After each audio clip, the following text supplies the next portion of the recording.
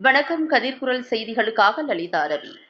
வேப்பூர் வட்டத்திற்கான 2027ஆம் ஆண்டுக்கான மக்கள் தொகை கணக்கெடுப்பு விழிப்புணர்வு பேரணி நல்லூரில் வட்டாட்சியர் ராமர் தலைமையில் நடைபெற்றது.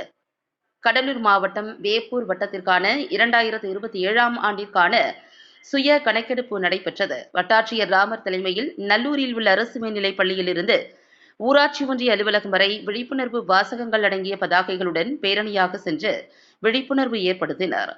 பின்னர் வீடு வீடாக சென்று மாதிரி கணக்கெடுப்பு நடத்தினர். இந்நிகழ்வில் பயிற்றுநர்கள், மேற்பார்வையாளர்கள், கணக்கெடுப்பாளர்கள், சமூக அலுவலர்கள் பெரும்பான்மையாக கலந்து கொண்டனர்.